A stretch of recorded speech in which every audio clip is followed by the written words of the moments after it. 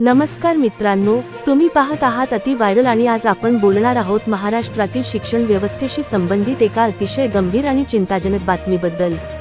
राज्यातील शिक्षण क्षेत्रावर मोठं संकट ओढवल्याचं चित्र समोर येत आहे। अनेक शाळांमध्ये शिक्षकांची कमतरता, काही ठिकाणी आवश्यक पदे रिक्त, तर काही ठिकाणी एका शिक्षकावर अनेक वर्गांची जबाबदारी। अशा परिस्थितीत विद्यार्थ्यांचं शिक्षण नेमकं कसं होणार, हा प्रश्न आता पालक, शिक्षक आणि विद्यार्थी तिघांच्याही मनात निर्माण झाला आहे। मित्रांनो, शाळा म्हणजे मुलांच्या भविष्यास आकार देणारी जागा। इथेच डॉक्टर, इंजिनियर, अधिकारी, वैज्ञानिक आणि देशाचं भविष्य घडतं। पण जर त्या शाळेतच शिक्षकांची कमतरता असेल, विद्यार्थ्यांना योग्य मार्गदर्शन मिळत नसेल, तर ही परिस्थिती किती गंभीर असू शकते याचा विचार करा। ग्रामीण भागातील परिस्थिती तर आणखी कठीण असल्याचं बोललं जात आहे। अनेक गावांमध्ये मुलांना गुणवत्तापूर्ण शिक्षणासाठी लांब अंतर पार करावं लागतं। काही ठिकाणी वर्ग आहेत, विद्यार्थी आहेत, पण पुरेसे शिक्षक नाहीत। त्यामुळे शिक्षणाचा दर्जा खालावत असल्याची चिंता व्यक्त केली जात आहे।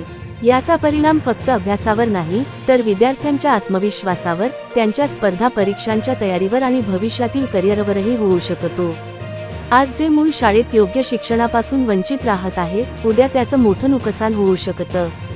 यामध्ये आणखी एक प्रश्न समोर येतो, नवीन शिक्षक भरती कधी होणार, रिक्त पदे कधी भरली जाणार आणि शिक्षण व्यवस्थेला पुन्हा मजबूत करण्यासाठी कोणती पावले उचलली जाणार।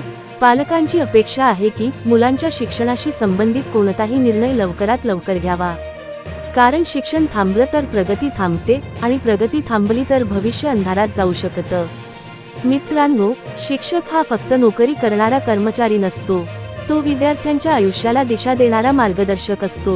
म्हणून शिक्षण व्यवस्थेतील हा प्रश्न लवकरात लवकर सुटणं अत्यंत गरजेचं आहे।